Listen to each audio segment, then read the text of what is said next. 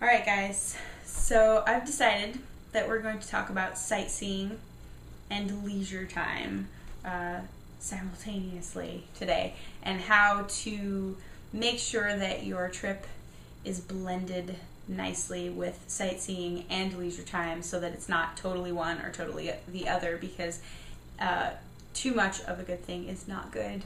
So if you're like me and you love museums and you think that it would be fantastic to plan museum time and crazy sightseeing all day, all the time, not a good idea. You're gonna pass out. Your back's gonna hurt. It's gonna lose its flavor. You're not really gonna be paying attention to the 6th or 7th museum in 3 days.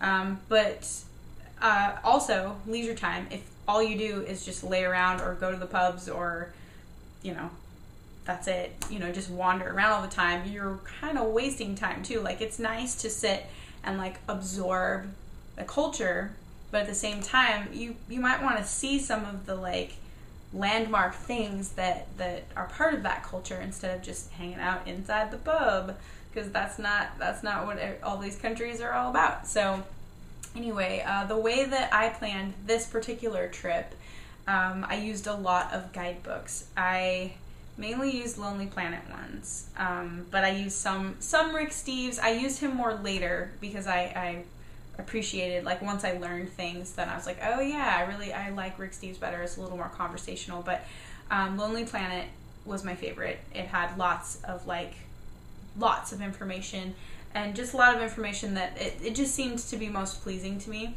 A little bit of internet, but really I didn't learn till later, like, what sites to look on and where to look and whatever. So anyway, I went through like the sightseeing portions of each country or whatever city that I was studying about, because it really was like studying like I was in school. But it's okay because I'm a geek and I like that. So sitting there taking notes, and I basically wrote down, like, on our final pieces of paper, aside from all my like notes, I wrote down the things that we really, really should see. Like, okay, we can't miss this. And I kind of wrote them down by section of city, like it was in a city, just because we didn't want to waste time. And I kind of recommend that if you write down, and that's how they are in the guidebooks too, usually, is they'll give you like, this is the northeast quarter of the city and like all the things there are to see there, because you don't want to be like bouncing all over the place.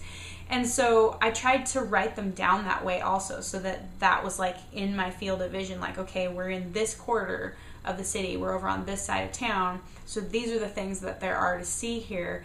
And I kind of put my own little ratings by them. Like, if it was something I already knew about ahead of time, like a site that I already knew, like Sistine Chapel or the Acropolis or something, I knew we wanted to see it, then I would put lots of stars by it. So like, oh my gosh, that's one of the whole points of us going to this city, is because we want to see this thing. But if I didn't really know a lot about it ahead of time, like Portugal, I didn't really know that much about Portugal. And so I just had to go by like the description in the guidebook that was like, this is amazing, or tends to be crowded in summer months, or whatever. Like, pay attention to that stuff. And also pay attention to when it's open, and how much it costs matters as well, because there are some things that, obviously, if that's the whole reason that you're going to a city and it costs a lot of money, you're probably still going to want to do it because that was the whole point, right? But sometimes you get there and you're like, well, I was kind of lukewarm about this place to begin with, not the city, but like this site. And so if it costs like an arm and a leg, I'm probably going to skip it. And we did that a couple times. We didn't completely skip things, but like in Madrid, if you recall, instead of going into the Royal Palace, we went into the Armory instead, because the Royal Palace was kind of expensive and the Armory was not. And the Armory was amazing. Like, we were perfectly satisfied with the site that we chose to see. So sometimes really cool things come about, where I think a lot of people actually maybe would skip the Armory because they would just be like, oh, well, I want to see the palace. And so they just totally skip like what was super, super cool. So, just think about that kind of stuff. And obviously it's important to pay attention to when it's open, because if you do what I did, which I didn't plan like a strict itinerary, like 9 a.m. sharp, we're going to be here, 12 p.m. lunch, and then right after we're going to go do this. Like, I didn't do that all the time unless it was something we had to do that with.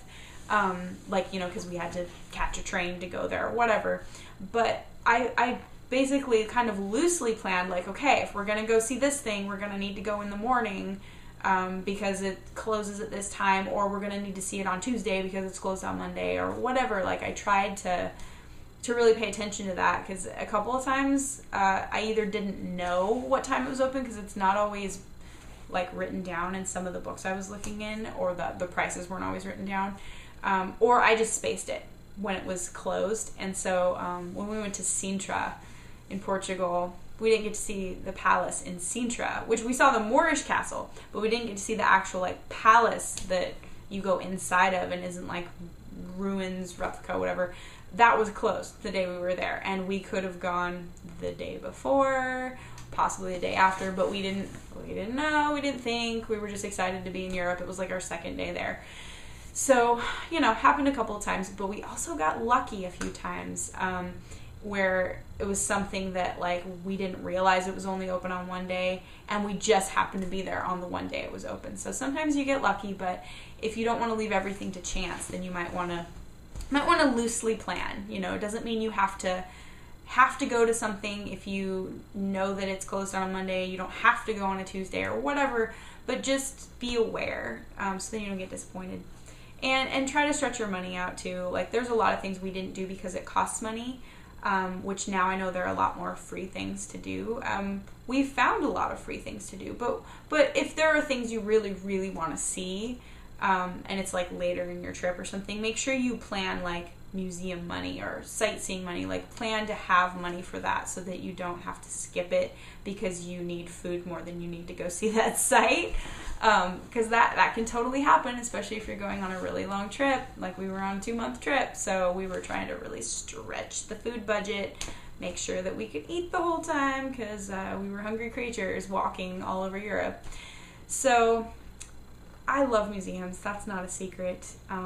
There are some really cool museums that aren't so stuffy, like for people that don't really like museums as much. There are open air museums.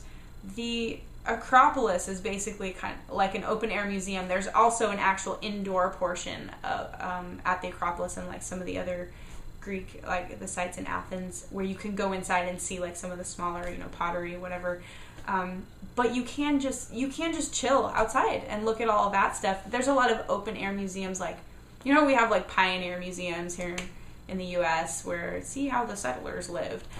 They have stuff like that in some of those countries too. In Estonia, there's like an open air pioneer type museum. It's like how Estonians used to live, 500 years ago or something, with like thatched roofs and wells that you have to pull the rope and everything. It's kind of cool, and those are more chill and tend to have fewer people at them.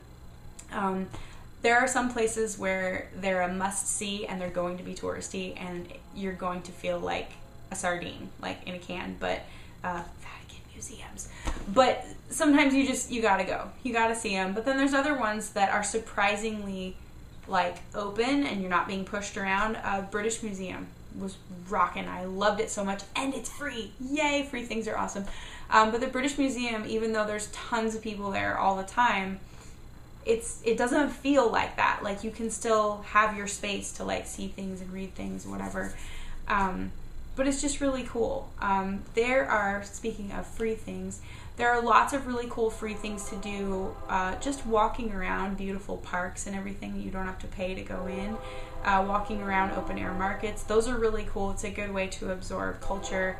And you can also find out, like, just ask people questions too. Ask people questions in the hostel. I found out about a lot of really cool things just by talking to people in the hostel. Either someone at the front desk, someone in our room, chatting up people in the kitchen while we're cooking.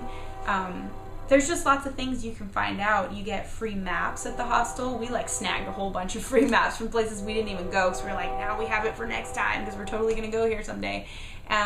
And they have like, sometimes it's like a tear off map, like it's a big pad where you like tear off the top one, and it's got like sites listed on it. There's some pretty groovy maps in the hostels. And the tourist desks in train stations have really cool free maps and brochures. There's brochures at the hostels too. There's like pamphlets and brochures all over the place of like things to do. A lot of them cost money. They're like, bike tours around the city or whatever, where you have to rent the bike, but there are also free walking tours. And this is something that was so cool, and I had no idea that it was going to be this cool, but now I'm excited, and like everywhere we go that has a free walking tour, I totally want to do it. They're super informational. It's a way to like see things without feeling kind of like stuffy, because you're walking around a city, so you're like exploring the city, and then you can like be introduced to things that maybe you want to go back and see more later. But the first walking tour we did was in Berlin, and it was really cool. And there's a website, I can't remember what it's called, but if you just Google like free walking tours, free city walking tours, and then maybe type in like Berlin, or type in a random European city, a big one, Amsterdam, Berlin, London, whatever, and see what comes up. I mean, they're not in every single big city, but we did one in Berlin and we did one in Munich, Jared and I, when we were in Munich. They're super cool. And there's just like lots of things that you would never learn if you didn't go on that walking tour. Like, the guides are really awesome, and they are free, but the guides work for tips, and they do a really good job. So if you go on one of those, tip them well, because they don't do the free tours if they're not good at it, because they want to get good tips. So I think it's totally worth it to do those. You don't have to pay an admission, but you feel like this person, like, they earned their tip. At least that's what I felt anyway, and it's courteous too, but it's just it's a really cool way to see things. And it kind of is a crossover between learning and leisure time, because you're strolling around the city and you're learning things, but you're also strolling, and you can stop and go in a shop if you want, just catch up with your tour in a second, because they keep moving. But leisure time, I don't know, leisure time doesn't always mean playing on the beach. It can just mean sitting outside a cafe, sitting in a park, packing a picnic lunch in a park. Maybe that sounds cheesy, but it's actually really cool. Just strolling around, I find very leisurely. Obviously sit down sometimes, because cobblestone kind of hurts your back after a while, but if you're gonna do like the strolling around, take some snacks with you. That's a good idea, and a water bottle. Always do that. Always take snacks, always take a water bottle. Unfortunately, since the whole you can't take liquid on a plane anymore situation, there are some sites that you can't actually take liquid in anymore, so you can take an empty water bottle in, so maybe you'll have to stand outside the door and like guzzle it, whatever. But anyway, yeah, I don't know if this is helpful to any of you, but I don't know, I have learned a lot as I've planned a couple of trips now, and I learned so much from just planning this trip that I'm talking to you about. Where the next trip I planned, where Jared and I went to Germany for a couple weeks, it was so easy to plan, and I found more interesting ways to plan it, and things that just made a little bit more sense, to where I could blend the leisure time with the learning time a lot better. And we only had one bummer, which I'll eventually vlog about that Bavaria trip that Jared and I took, but I'll just give you the gist of the bummer. Was we went to a museum, and it was a fantastic museum, and we didn't pay attention to what time it closed, and so we got there like an hour before it closed, and it's really a museum that you need at least 2.5 to 3 hours to see all of it, and you have a fantastic time while you're there, because it's like an interactive science invention museum, historical, and I don't know, it's just so cool. I'll talk about it later. But anyway, I think that's all I really have to say about that off the top of my head right now. I'll probably add things in the later videos about, oh yeah, I forgot about this. But anyway, hopefully it was helpful to some of you, and as always, if you have any questions about like websites or whatever specific things, just ask me. I've got it all in here or written down on a piece of paper, so I'll figure it out. But anyway, until next time, see you later.